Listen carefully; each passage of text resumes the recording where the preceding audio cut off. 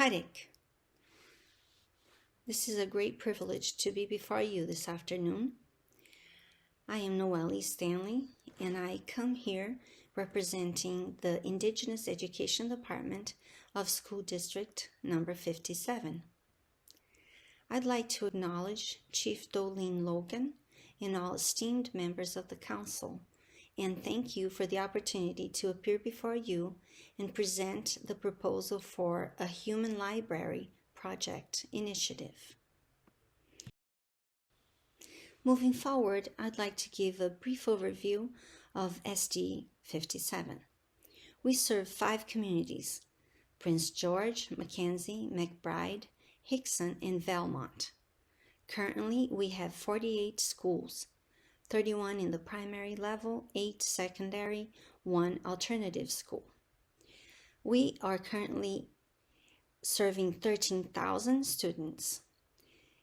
3,908 are Indigenous students, 2,808 First Nations, 1,082 Métis, 18 Inuit, and 137 students from 3 nations.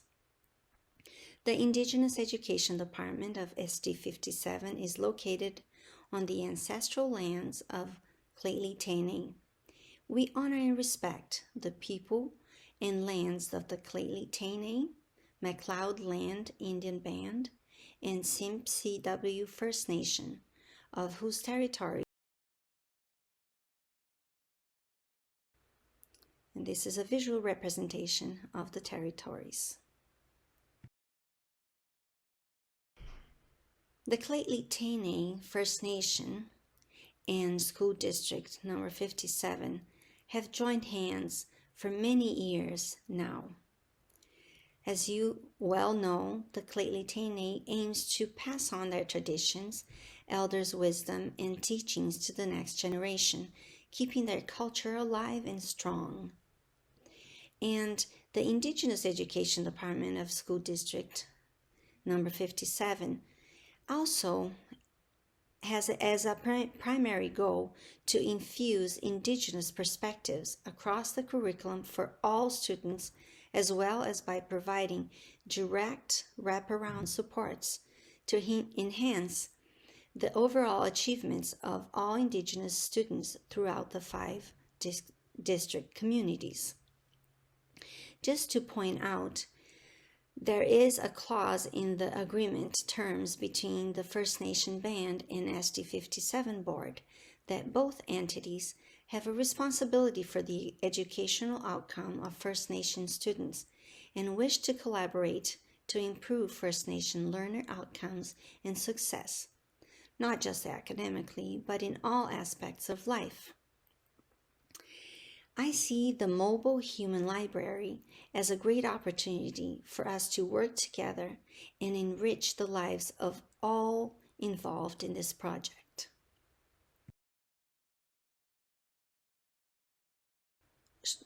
Talk about how the concept was created. It was first created by 2 brothers and 2 other colleagues in Copenhagen, Denmark, in the spring of 2000. They set up an event which lasted 4 days. It was open for 8 hours each day and featured over 50 different book titles. More than 1,000 readers participated in the event, leaving books, librarians, and organizers stunned at the reception and impact of the human library. Let's watch together this video that gives us great insight into what the human library concept is all about.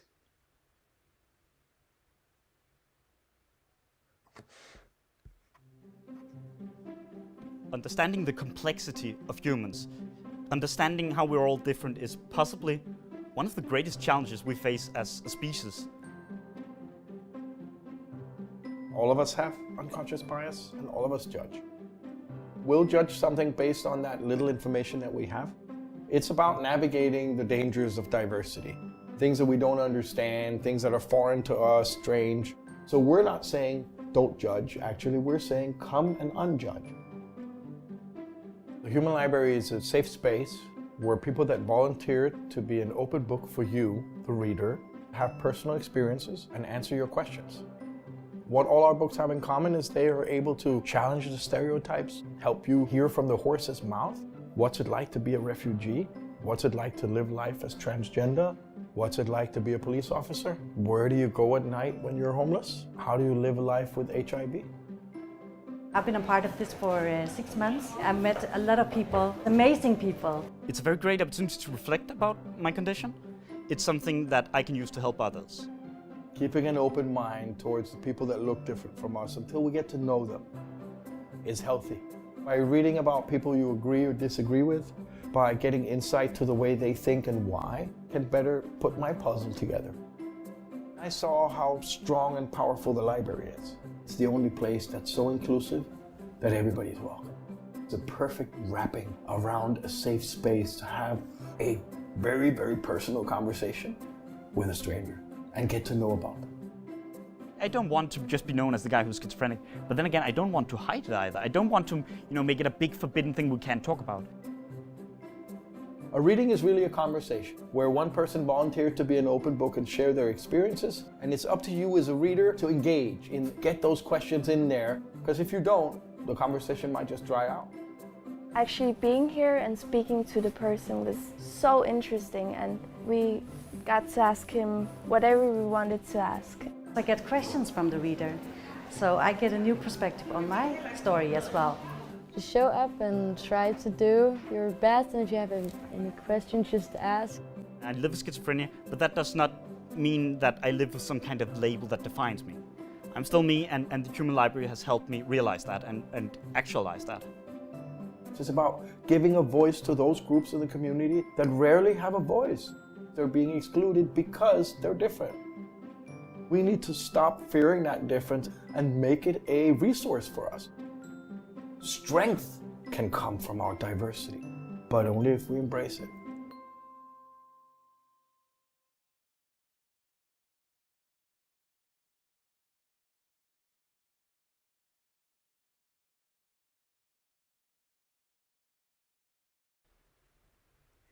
I hope you enjoyed as much as I did, and you were able to see the potential, how the implementation of a mobile human library could be such a great, new, and innovative resource for this region of BC and the surrounding communities. I strongly believe that each person involved in this project would be greatly and positively impacted. Some of the project development goals are your consideration of this project. So the first one we are already fulfilling today by my being here presenting the project and you taking under advisement. The second goal would be how we could enrich our partnership by creating a mobile library to serve the surrounding communities. And the members of the Stanley First Nation would volunteer to become the books, and all the readers would be greatly benefited by interviewing each of the books. And we would work collaboratively and coordinate different events at public libraries, secondary schools, and adult learning centers in the region. So all students, administration, and anybody in the community that would take part of this event could learn and be enriched by the experience. I'd like to go over some of the reasons why libraries are so important. Human and the physical libraries. In an article written by Sadie Trombetta, she gives 7 reasons why do we need libraries. Reason number 1, they offer free educational resources to everyone. British Columbians grow, innovate, and thrive through connected libraries. Currently, BC libraries share 15 million free resources between them in print and digital items that they make available for loan.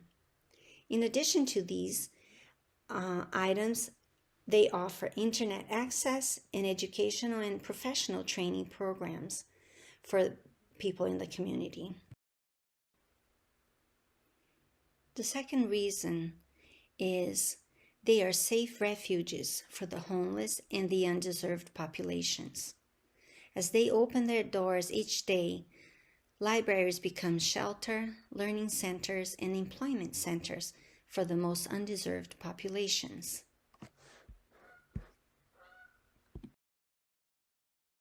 Reason number 3, they help boost local economies. By providing a workspace for telecommuters, free internet access for people looking for employment, and offering job and interview training, it's helping to boost our community, our local economy. Reason number 4, they play an important role in English language learning. Many libraries offer multilingual books for adults and children that are designed to help new English learners learn and master the language in a fun and engaging way. More and more, libraries are expanding their collection of non-English books to help create a more inclusive environment for every kind of reader. Reason number 5, libraries make communities healthier.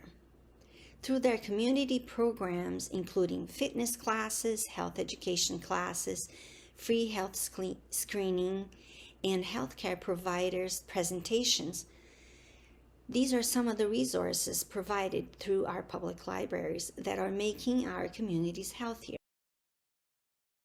Reason number 6, they preserve history and, more importantly, truth. By providing free access to educational, news, and historical resources, libraries help keep the public informed with facts rather than confused with fiction. Number 7, libraries help connect communities. Much like community and recreational centers, libraries connect their communities in a unique way that benefits everyone. They pool local resources, from educational offerings to job training to homeless outreach to ESL learning, and put them all under one welcoming roof for everyone to share. Point out some of the human library creation goals that we would be achieving together. We would be creating opportunities for a hands-on learning platform for educators, students, school administration and support staff, and members of the community at large. This would be another resource of diversity, equity, and inclusion training. We would be providing a safe framework toward teaching, learning, and also truth and reconciliation, and opportunities for open, honest, and unjudged dialogue. I thank you for your time and careful consideration of this proposal.